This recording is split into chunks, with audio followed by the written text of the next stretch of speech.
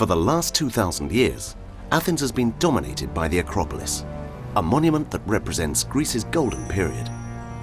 However, before it was built in the year 480 BC, Athens was a wreck, devastated by the Persians. In the sea, the Persian fleet threatened the Greek naval forces. The day before the battle, the Greeks saw a barn owl flying by. It was the symbol of Athena, the goddess that protected them. Inspired by this good omen, the Greek navy daringly engaged and defeated the Persian fleet at the Battle of Salamis. In one of the great naval victories of history, the Greeks sank 200 enemy ships while losing only 40 of their own. The Persian threat had been overcome. The unexpected victory heralded a new period of stability for Athens and her allies. The Golden Age of Greece was born. A permanent alliance of Aegean city-states was formed called the Delian League to defend Greece's newfound independence from the Persian menace. One man, Pericles of Athens, emerged as its undisputed leader. His ambition was simple: to make Athens its political and cultural capital, effectively creating the Athenian Empire. The Acropolis was to be the masterstroke of Pericles' power-broking, a monumental declaration of Athens' dominance in the New World Order. In 447 BC, he committed the new empire and its wealth to its construction. He brought together three unique artistic talents: Phidias the sculptor and architects Ictino and Calicrates. Together they imagined a complex of temples and public places to be built along classical ideals, but exceeding them in scale and perfection. The entrance to the Acropolis, the symbolic barrier between the secular and sacred worlds, would be through an extravagant staircase and gateway, the Propylaea.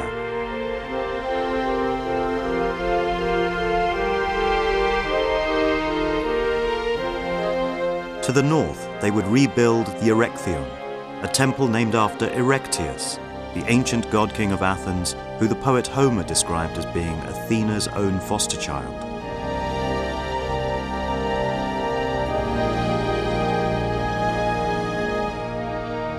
Steeped in mythology and legend, the Erechtheion would be its most religious site, where all the deities that dominated Athenian life could be worshipped in one place. Facing the Erechtheion to the south would be the Parthenon, meaning House of the Virgin, a palace fit for their goddess Athena and an impregnable treasury for the wealth of Athens, guarded over by the goddess herself.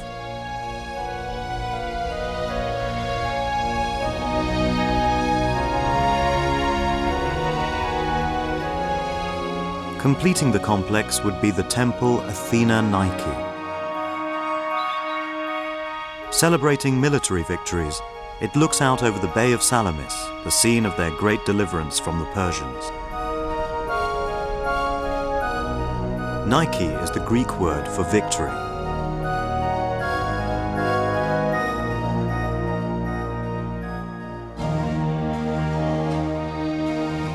Pericles' Acropolis was to be the focal point of Athenian life. Religious processions would enter through the Propylaea and climax at the Erechtheion. On its many altars, hundreds of cattle would be sacrificed to Athena, Poseidon, and Zeus. Sporting games would augment the festivals. Grand feasts and banquets would take place on its wooded slopes, a time for young girls of marriageable age to be introduced to male society. On the broad plazas between temples, military parades would celebrate Greek power. At Athena Nike, their war dead would be honored and protection sought for those still fighting for the city. Uniquely accessible by its own staircase, Athenians could visit the temple whenever they wanted, without having to pass through the ceremonial gates of the Propylaea.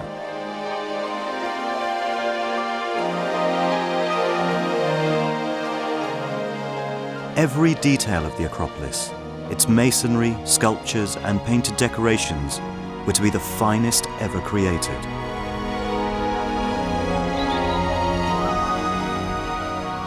But Pericles' power was not dictatorial. His grand aspirations for the Acropolis were not his alone to approve. The entire building program that Pericles proposed and every individual project had to be approved by the democratic assembly. And to a very large degree then, the monuments on the Acropolis, though perhaps the idea of one man, Pericles, nonetheless were the work of the democracy as a whole. Athenian democracy was developed around 500 years BC. All free men born of two Athenian parents qualified for citizenship and voting rights in the assembly. Though it empowered only a tiny minority, 40,000 men out of a population of 500,000, it was a pure democracy. Every state decision was voted on by the entire assembly. The polling system was simple: a black stone for no, a white one for yes. At first, the assembly opposed Pericles' plans for the Acropolis. The citizens simply balked at the huge cost. In response, Pericles threatened to pay for the project himself and give it his own name. With that moment of bravado, the opposition crumbled. From then on, no cost would be too great or level of endeavor too hard. The Acropolis became a symbol of Athenian civic pride, and the Parthenon its crowning glory. Only 10 years earlier, a huge temple had been built to Zeus at Olympia. Athenian honor and Pericles' ambition demanded that the Parthenon be bigger.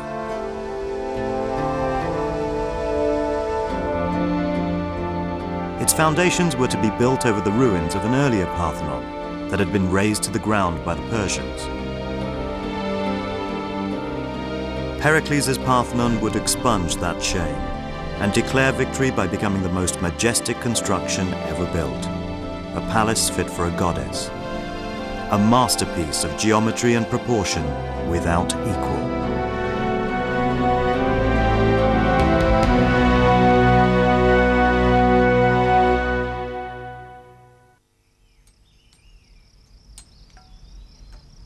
Marshalled by Pericles, the Athenian assembly voted for every aspect of the Acropolis to express the ideals of their revolutionary society.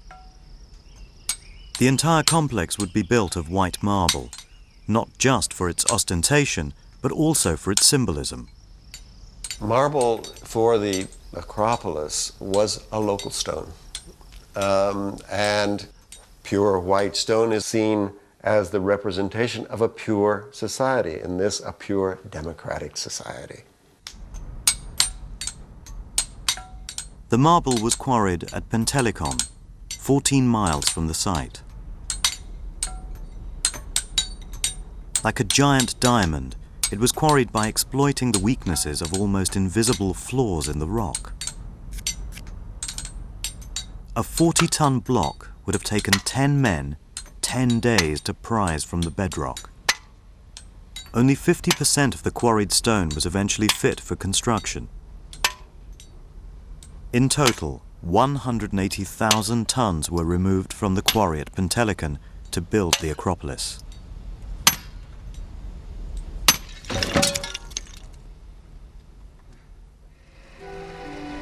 Chiseled to size at the quarry, the final finishing would be carried out at the Acropolis. On the site itself, the Greek master stonemasons created these miracles of stone without the use of mortar or cement. The strength and durability of the buildings was achieved by the precision with which each stone was cut. The joins between some blocks are less than 1/20th of a millimeter. The fine black lines visible are not cracks, but the staining of bacteria built up over 2,500 years.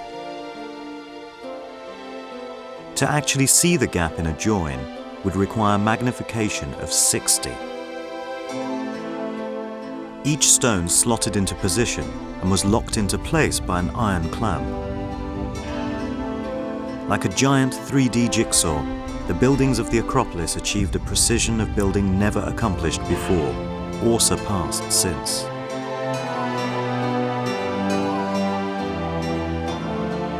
In choosing marble as the exclusive material for the Acropolis, they challenged themselves to create a set of buildings without equal. An ambition that would push Greek science and technology to its limits. Amazingly, they worked without architectural plans or drawings as we understand them today. Instead, they were guided by a set of codes and principles dictated by the art of geometry. For the architects of Athens' golden age, the mastery of geometry was a magical discovery that revealed the glories of nature. The Acropolis of Calicrates and Ictinius is a startling celebration of their new intellectual power.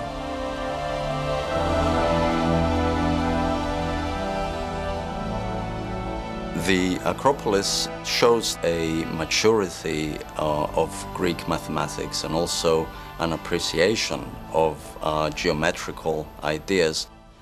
This is a work of utmost importance in that it lays the foundations of logic into mathematics and enables us to use this as a tool to explore the unknown.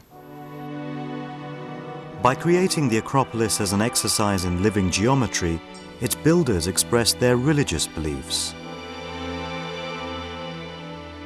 This link between religious traditions and mathematics is powerfully revealed at the climax of the most sacred event in the Athenian religious year, the Parthenon festival that celebrated the birth of Athena.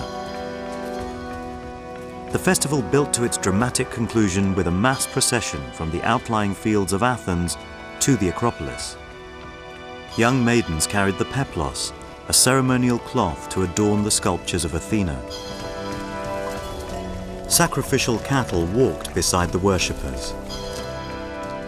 Squadrons of cavalry escorted them as well. For 5 days, the procession swelled in number until all of Athenian life was reflected in its massed ranks.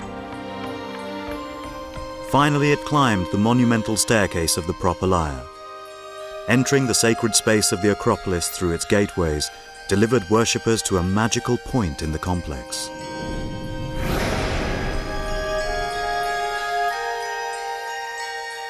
From this point, the entire layout is determined.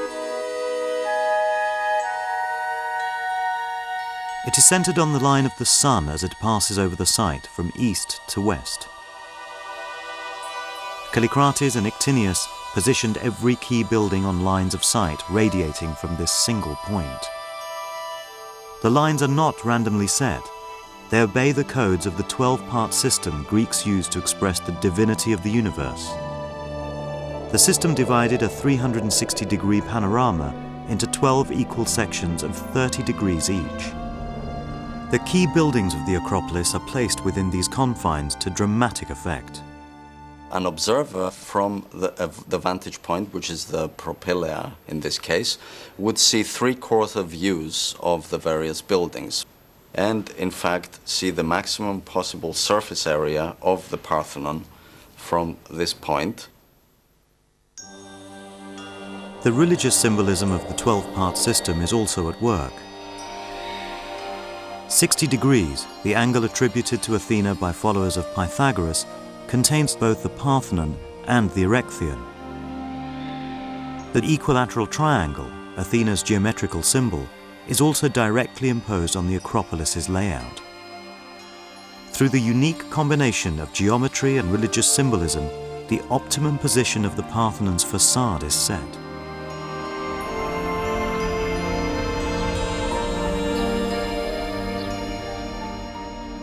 The proportions of the Parthenon are the square root of 5 to 1. In other words, the ratio of the longer side to the smaller side is the square root of 5. The square root of 5 fascinated the Greeks because it's an irrational number. No number, however long, can ever precisely determine its value or even discern a pattern in its decimal places. This gap between the limits of mortal knowledge and the mysteries of nature entranced the Greeks. It was here that they grasped the limits of their imagination in the face of the genius that created the universe. The square root of 5 to 1 is a divine proportion for a divine building.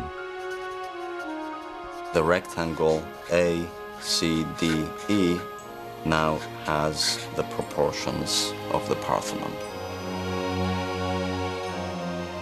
This pursuit of divine architecture carries through to the facade of the Parthenon as well. The Greeks believed that any shape had a natural area of greatest beauty, and they calculated a formula to define it. The golden section, or mean, deduces from the set width of the facade the perfect position of the columns. The halfway point is rotated upright to create a right-angle triangle. The same length intersects the longest side, creating a new length, which when rotated back down to the horizontal, defines the golden section of the facade. Amazingly enough, we find that there is a column positioned at exactly this point, and there is a symmetrically positioned column on the right. From the positioning of the central columns, the rest of the facade is created. Guided by the golden mean, Calicrates and Ictinius broke with tradition and created a facade of 8 columns, not 6. In theory, a craftsman could begin with a given length of rope and certain proportions in mind and come up with the different lengths required in building the Parthenon.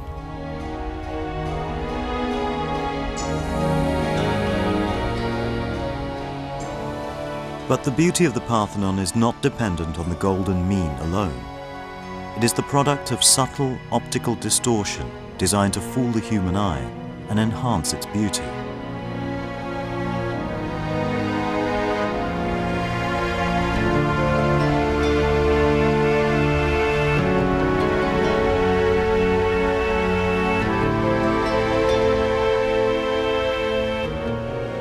To the observer, these columns may seem perfect, but their perfection actually lies in their imperfection.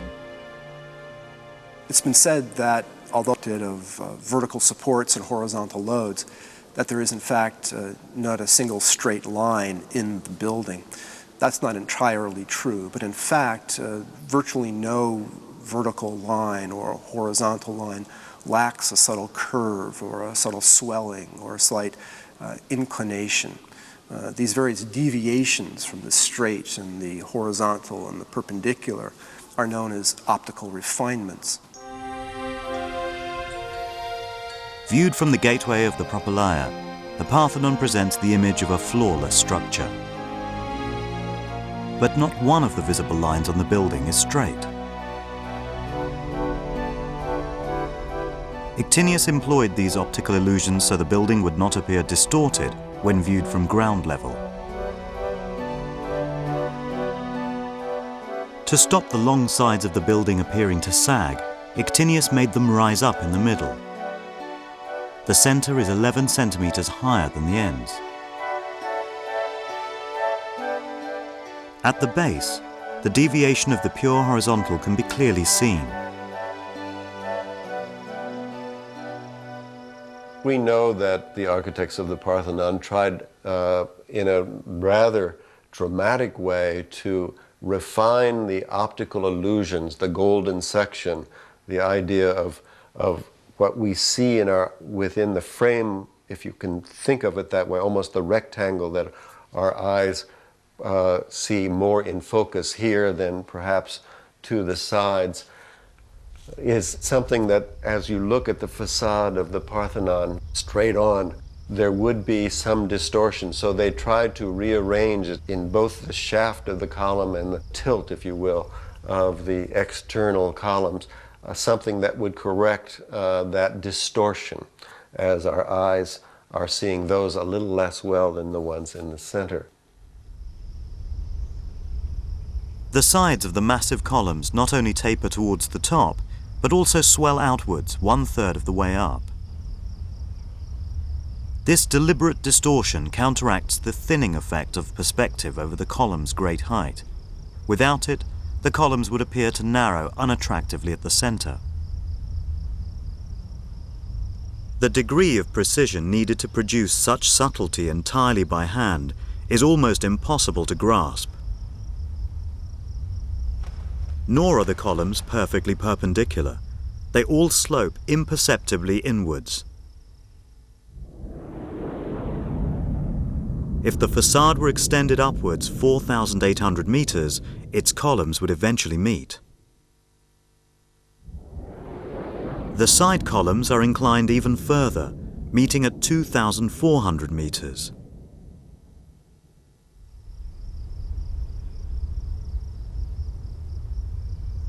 The corner columns have an extra refinement. They're fractionally wider, the extra width compensating for the slimming effect of being silhouetted against the sky.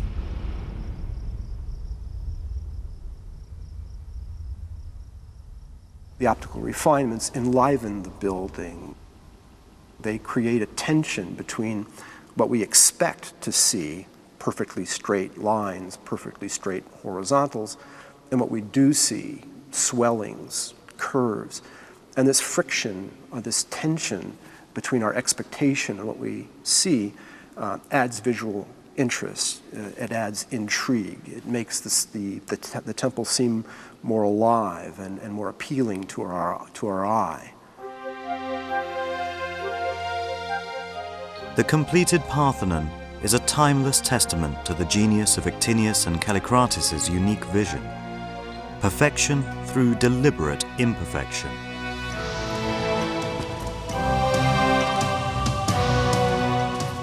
Yet it was the Erechtheion, not the Parthenon, that was the ultimate focus of the Panathenaian procession. The temple honored the city's mythological past and the diversity of different gods central to Greek religion.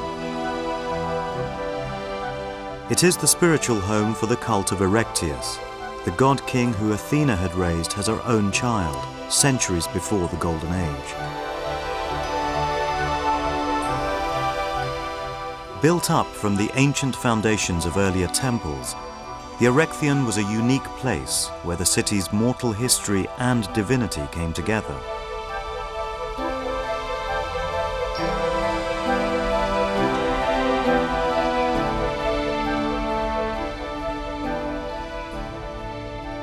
One looks at the Erechtheion, it looks like three buildings to me.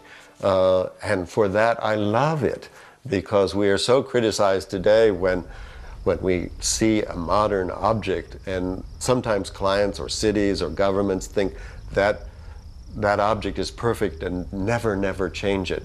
Well, architecture has never worked that way. Architecture is elastic, it's plastic. It has a sense of growing and changing over time, and that's what one looks at in terms of the Erechtheion, how marvelous it is, and you can't imagine it as a pure object. You have its pure object adjacent to it in the Parthenon. The unorthodox floor plan accommodates distinct areas of worship for different deities. The upper portion was dedicated to Athena, while the lower levels had altars dedicated to Zeus, the king of the gods, and to Poseidon, god of the sea.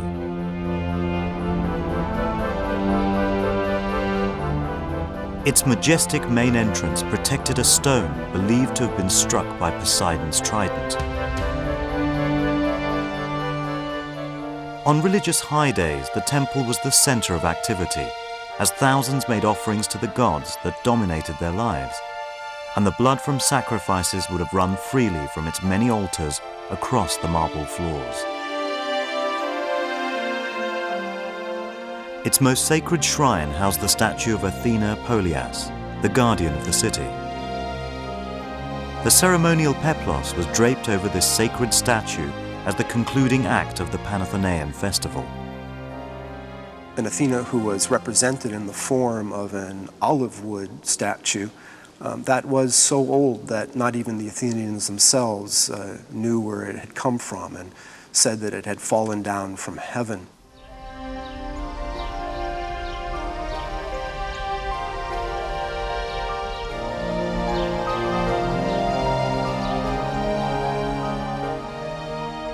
The most renowned feature of the building is the group of caryatids supporting the roof of the temple's southern porch.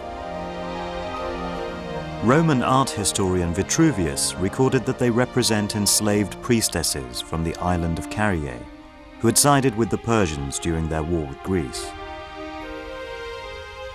Frozen in stone and facing in submission towards the Parthenon, the caryatids are a permanent reminder to future generations to be loyal to Athena and Athens. The sculptures are credited to Alcamenes, but in their exquisite detail and powerful storytelling is the guiding hand of Phidias, his tutor and undisputed genius of Greek sculpture. And it is with Phidias' own work that the sculptural significance of the Acropolis is fully realized.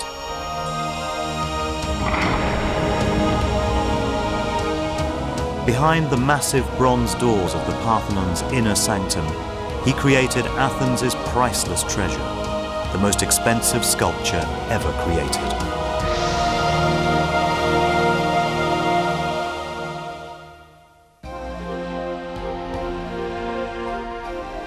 Today, the Parthenon dominates the ruins of the Acropolis.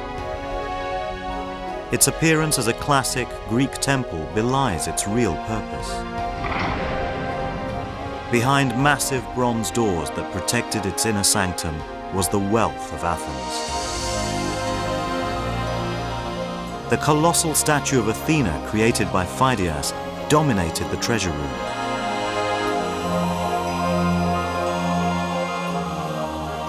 "11 meters high, her flesh was carved of ivory, her armor of pure gold." We're told in our sources that the amount of gold that was used for the statue alone amounted to 40 or 44 talents of gold. A talent is an ancient Athenian unit of measure, equivalent more or less to 57, 58 pounds. At today's gold prices, Athena's armor would be worth £8 million.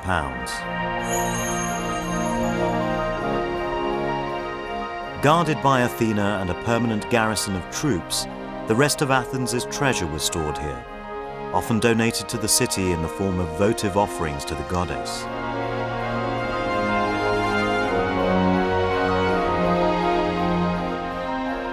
The giant statue has now been lost to history, along with the wealth that funded Pericles' grand ambition. But the Parthenon's greatest riches, the craftsmanship and beauty of its sculpture, live on. The Parthenon has been called a sculptor's temple, and I think that is a true characterization in many ways. First, this building was the richest sculpturally of any building that had ever been built in Greece before. Phidias, the master sculptor of the age, oversaw every detail of the Parthenon's unique sculptural wealth. Working outwards from Athena, he exploited every opportunity to decorate the entire building.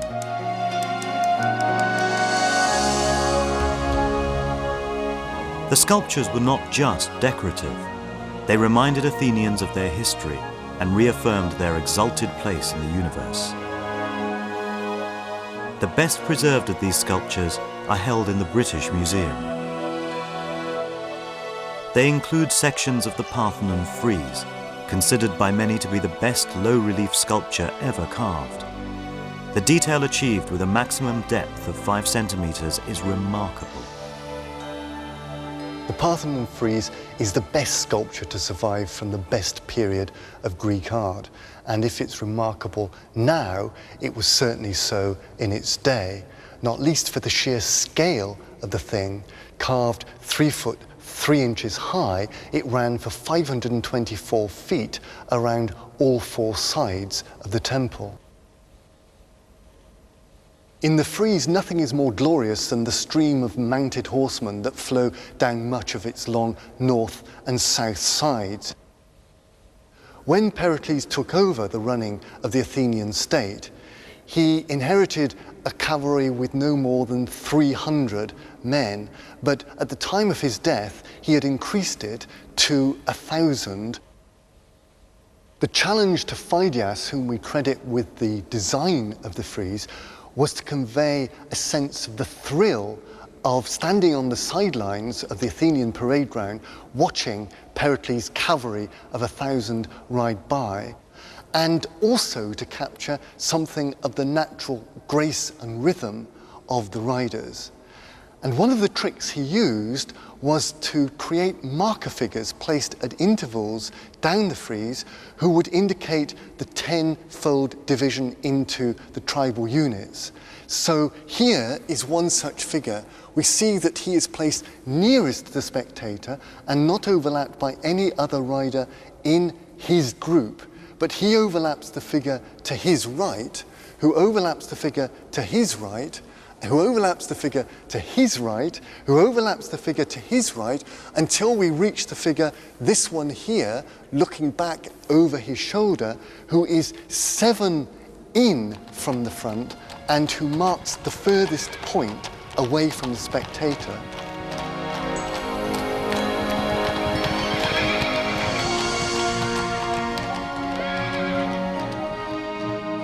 Dominating the exterior, the eastern pediment portrayed the birth of Athena. Much has been destroyed, but the fragments that remain give us a tantalizing glimpse of their original narrative power.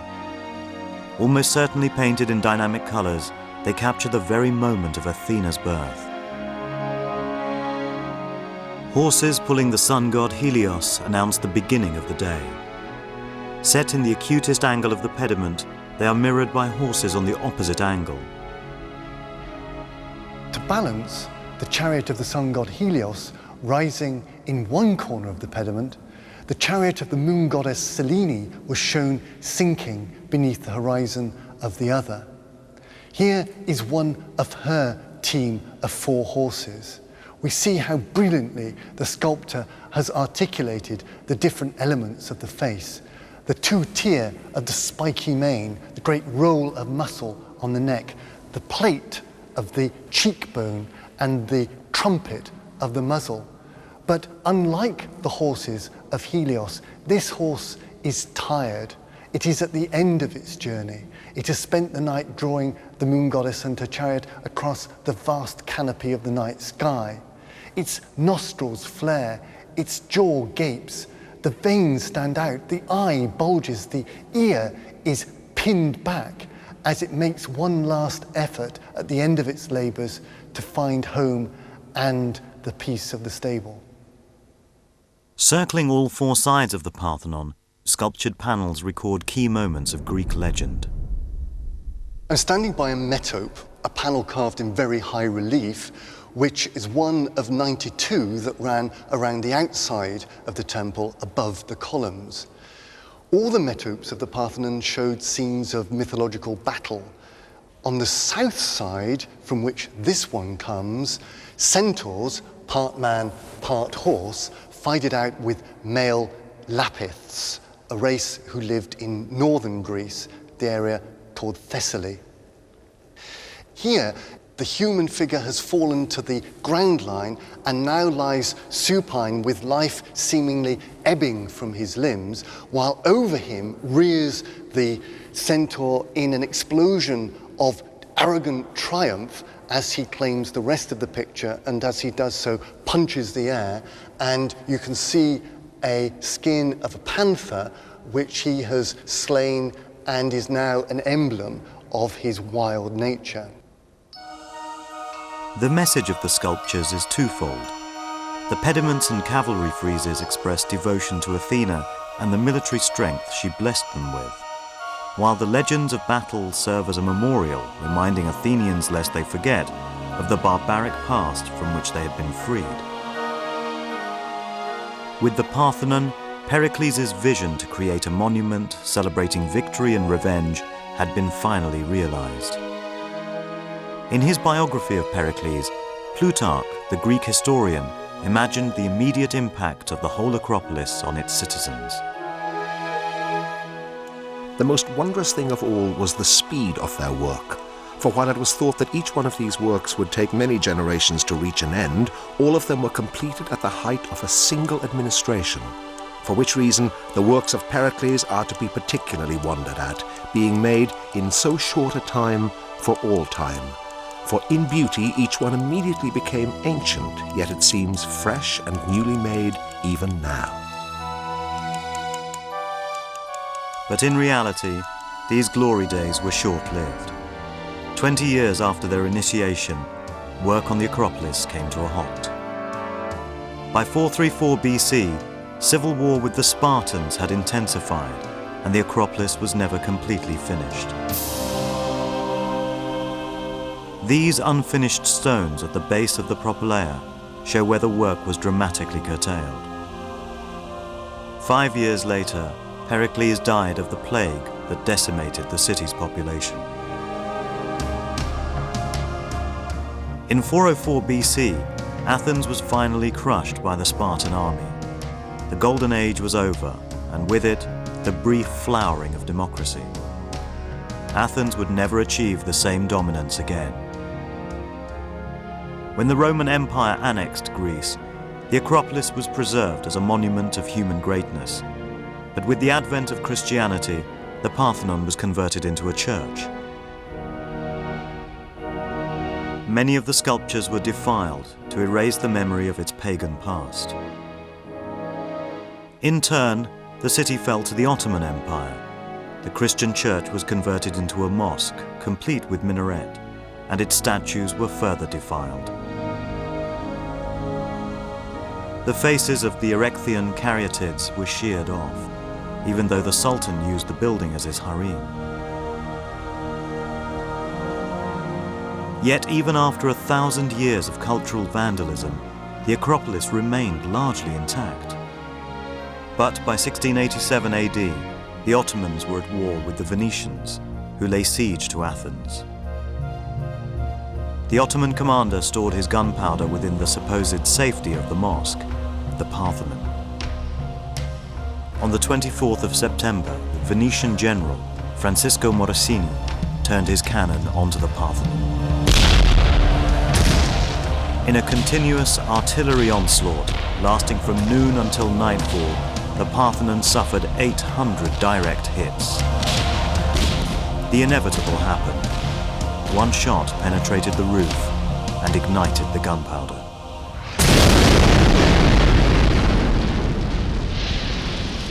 In a split second, the Parthenon was damaged beyond repair.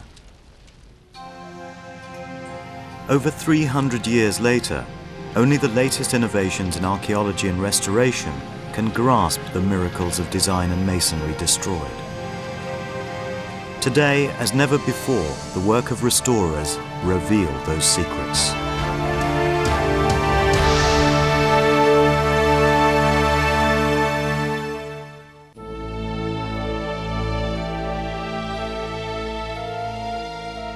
The damage from Venetian cannons would be compounded by 2 centuries of neglect and cultural looting.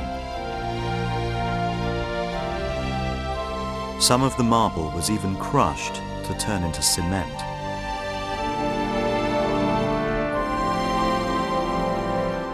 But at the turn of the 19th century, a revival of interest in classical architecture and ideals brought the Acropolis to cultural prominence once more.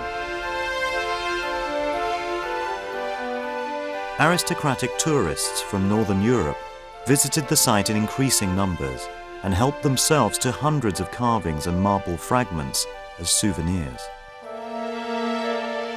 In 1801, the Turks granted the British ambassador, Lord Elgin, permission to salvage artifacts from the site. Elgin took them at their word and set about the mass transportation of the Acropolis back to Britain. The pediment sculptures, cavalry friezes, and Battle of the Centaurs were the prize pieces of his collection. The transportation alone cost Lord Elgin £75,000, the equivalent of £3 million today. He hired an Italian landscape painter, Giovanni Battista Lucieri, to remove the sculptures for him. Lucieri's letters revealed the brutality underlying Lord Elgin's supposed rescue mission. I should require 3 or 4 saws 20 foot in length to saw a great bas relief that we could not transport unless we reduce its weight. Happily, it broke in the middle in a straight line at a place where there was no work. Here on the ground we found some remains of the back of the sculptures from the area of the Zophoros that Lord Elgin take from the monument. And here you can see how he cut the sculpture, a thick, not a very thick slab, due to the transportation, difficulties of the transportation of that period. So they use saw of this kind, pouring sand in the gap as they are moving, and they cut it both sides and they break it finally.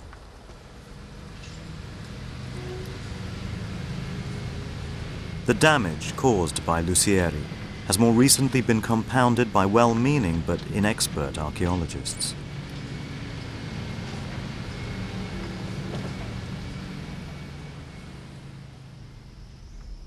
In 1902, restorers decided to replace the metal securing clamps that had survived for centuries. The 20th century replacements were supposed to be a preemptive protective measure, but in fact they corroded within decades, cracking the marble they were attempting to protect.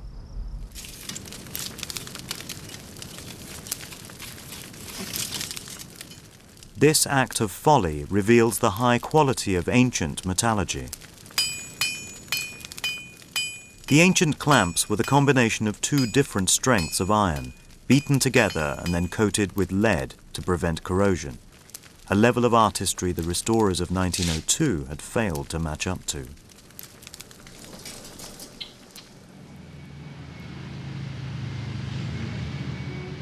Today, Nicholas Togonidis and his team are replacing the 20th century corroded clamps with titanium versions.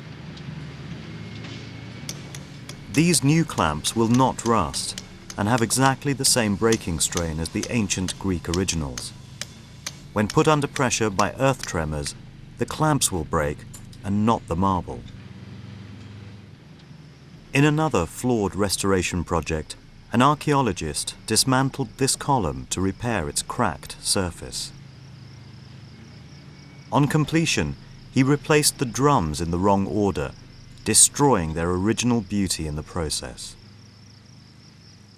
Such badly conducted restorations have forced today's archaeologists to evaluate every stone on the Acropolis site. More than 70,000 pieces of marble have been catalogued, and restorers now believe they know where each piece fits.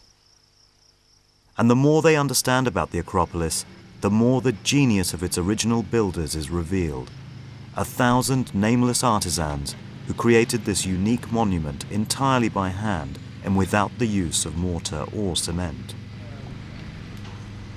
To preserve the buildings, restorers must match that precision, an endeavor that pushes modern technology to its limits.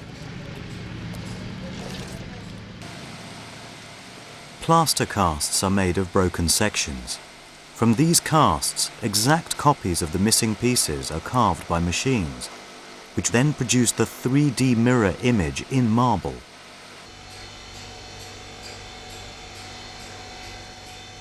Where machines fail, they must resort to carving by hand.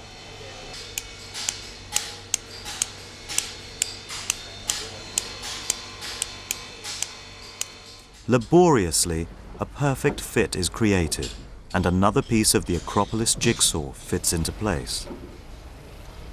Such restoration work is fighting a losing battle to the greatest threat the Acropolis has ever faced. Lord Elgin, cannon fire, the sensibilities of Christian and Muslim cleric pale in significance when compared to the destructive power of acid rain. Nowhere is the impact of this man-made disaster more powerfully revealed than in the destruction of the temple of Athena Nike. Encased in scaffold, the temple is simply disintegrating as acid rain dissolves the marble. The temple of victory is now an eerie temple of defeat in the face of man's poison. Restorers are undecided as to how the damage can be halted.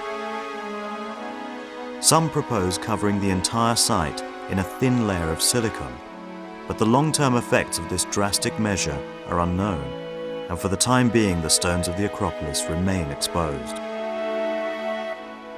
Each year, another layer of history is washed away.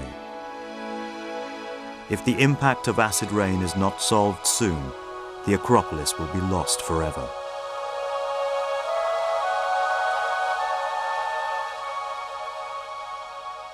I think it's probably its sublime quality that gives us a kind of pause and to know that we are within this very romantic, wonderfully proportioned, perfectly constructed artifact of man that today haunts us.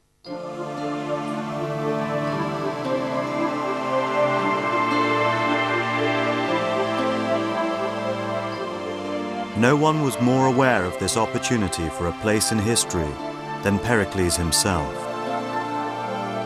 Addressing the mourners of Athens' war dead, he justified their sacrifice as follows.